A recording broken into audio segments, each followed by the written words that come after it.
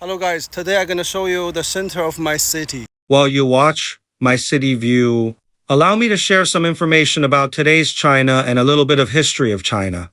Being proud is never a compliment in Chinese culture. We advocate confidence, not proud. Proud means too much. Our Chinese culture is about balance, not left, not right, but the middle. This year is 2025. Before 1860, China was the richest country on earth. All the modern technology is created based on ancient Chinese technology. American politicians tend to smear China by accusing it of stealing their technologies.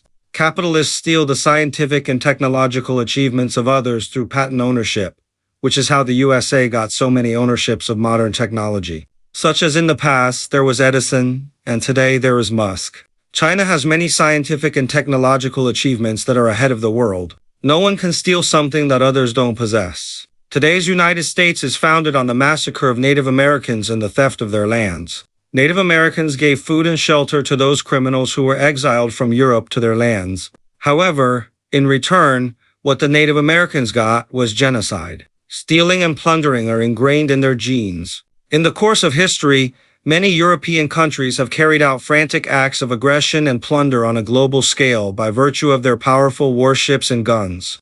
They wantonly massacred the indigenous people and seized their lands, transporting vast amounts of wealth such as gold, silver, and spices from regions in Asia, Africa, and Latin America back to their home countries.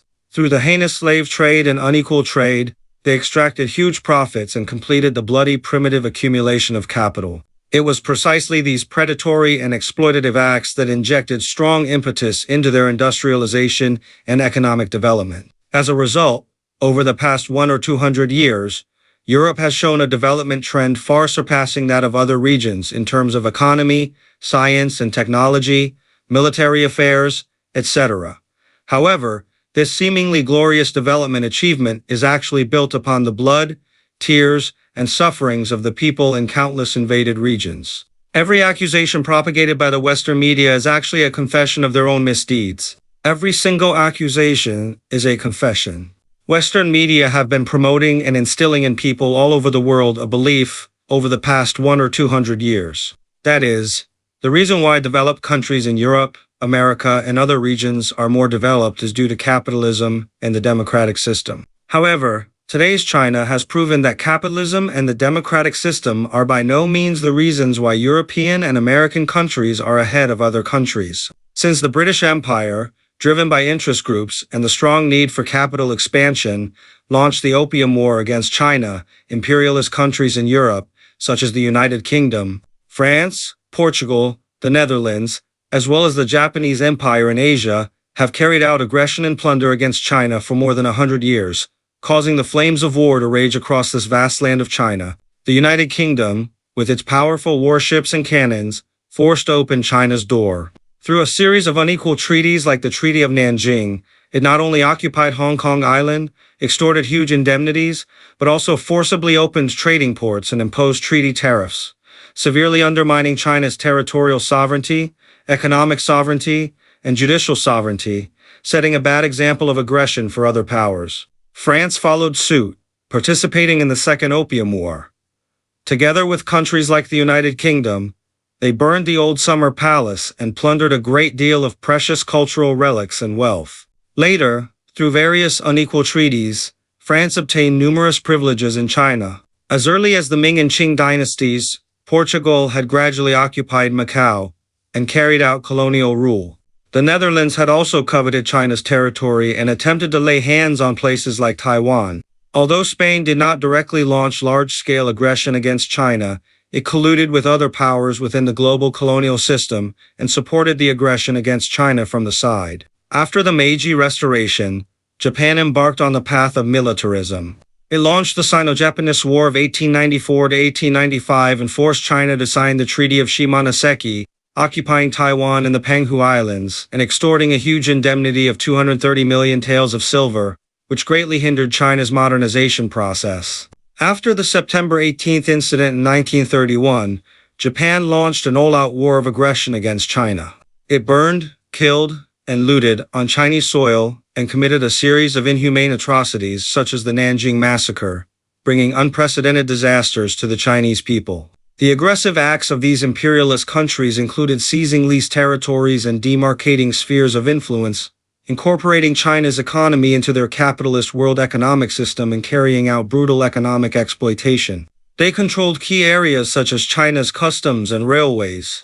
They also wantonly destroyed China's cultural heritage, plundered precious ancient books and artworks, and attempted to destroy the self-confidence and cohesion of the Chinese nation at the spiritual level. All of this reduced China to a semi-colonial and semi-feudal society, with the loss of national sovereignty, displacement of the people, heavy damage to the social economy, and humiliation of Chinese civilization. However, it was precisely this humiliating history that inspired the awakening and resistance of all Chinese people.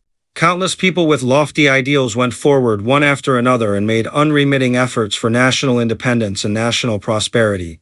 Finally, under the leadership of the Communist Party of China, the Chinese people went through arduous struggles, drove out the invaders, achieved national independence and people's liberation, and embarked on a new journey of the great rejuvenation of the Chinese nation.